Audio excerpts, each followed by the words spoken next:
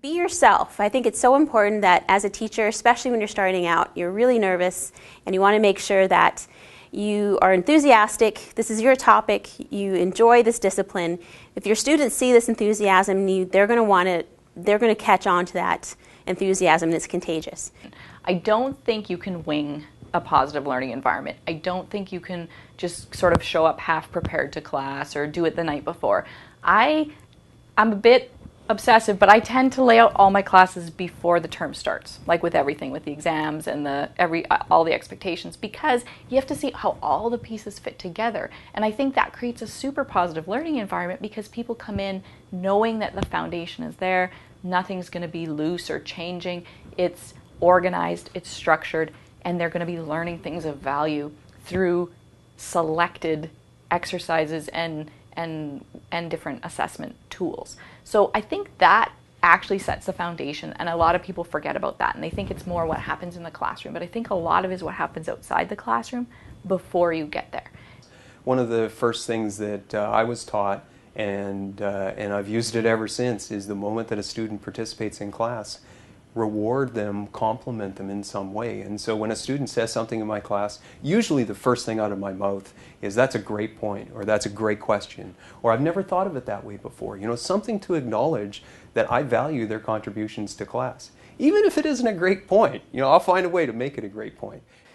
So I really work hard at getting to know students and getting them to be familiar with one another, their background, their interests, what they bring to the class. So the first few classes that I have are spent engaging in a way that makes people feel like they're valued, that they have something to share in the class. And that means going around the room, introducing, talking about their experiences. I like to have little one-on-one conversations as we go through the whole class, find out where people's hometowns are, for example, some of their more positive experiences when it comes to teaching, working in the classroom. If it's a class that's specific about technology, you want to ask them about their background and how comfortable they are. And I think for me that really lets people know that it's not going to be me spewing forth, but it's a collective learning experience when we're all together, and it's been very, very successful in my courses. Well, one of the first things I do is make sure I learn all the student names as early in the term as possible, and then use their names when calling on students or answering their questions. And using those names when I'm referring to something that one of the other students has said. One particular way that I like to foster that is simply, if your class is small enough, taking attendance at the beginning of each class. That for me is a great way to pause at the beginning and brings out some humanity in both myself and my students. So, you know, I'll call someone's name and ask them, "How are you doing today?" Or "How was your morning?" Or "What are you planning on doing this afternoon?" Or "What are your big weekend plans?" And making eye contact with the student and posing just a simple question. Yeah, and I think that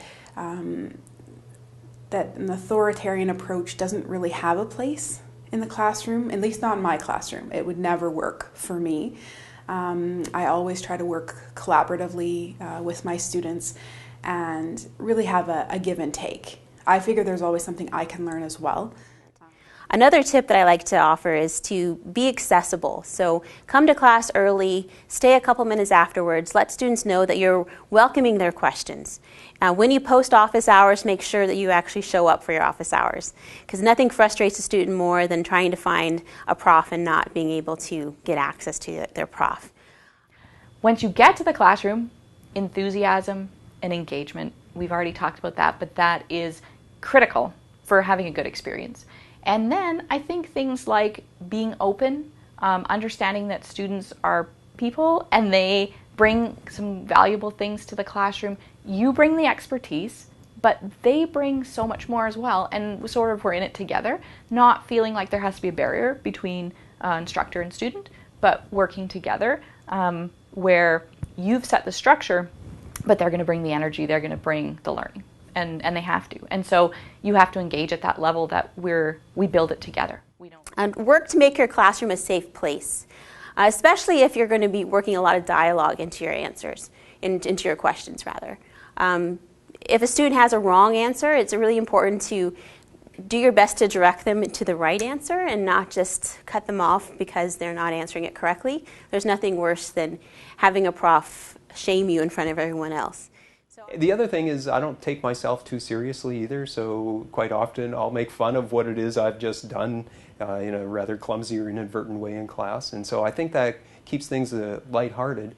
But the students know that what we're doing is serious and that it is not just fun and games, and so they do realize that despite it being a comfortable and positive environment, it still is a challenging environment, and I think it's important to have that balance because it might be easy to slide into becoming an entertainer as opposed to an educator. And